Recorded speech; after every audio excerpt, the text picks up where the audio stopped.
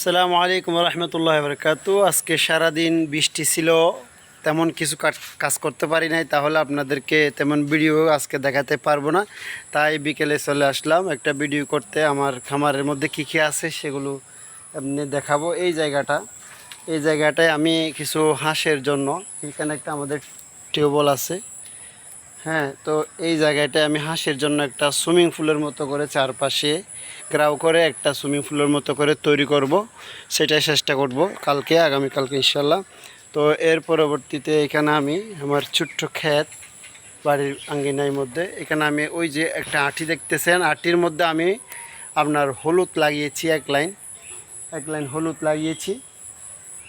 আর এখানে এর আগে আমি বেগুন লাগিয়েছিলাম, বেগুনগুলো এখনও আছে। তো এগুলো এখনও উঠাইনি, উঠিয়ে ফেলবো খুব দ্রুত।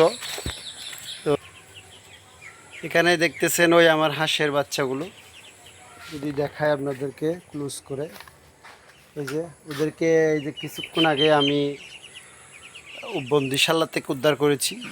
কারণ এদেরকে এখন নতুন, তেমন বাহির দেওয়া ঠিক হবে না, কুকুরে খেয়ে ফেলবে অথবা কাক এসে নিয়ে যাবে, এই জন্য সাবধানতা অবলম্বন করতেছি।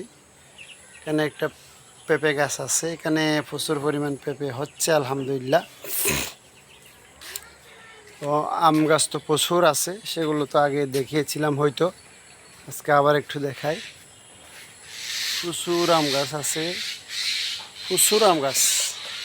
অনেকগুলো আম গাছ আছে, ওগুলা গুনে শেষ করা যাবে না। আছে আলহামদুলিল্লাহ, এবছর প্রত্যেকটা আম গাছে প্রচুর পরিমাণ আম হয়েছিল। প্রত্যেকটা গাছে কোনো আম আছে অল্প স্বল্প, একটা গাছে বেশি আম আছে, সেটা একটু দেখাই। এটা হচ্ছে এই গাছটা,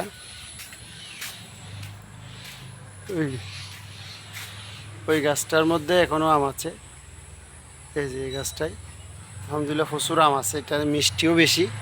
এরকম কিছু কিছু মিষ্টি গাছে এখনও আম আছে। তো ভালো থাকবেন, সুস্থ থাকবেন। আসসালামু আলাইকুম।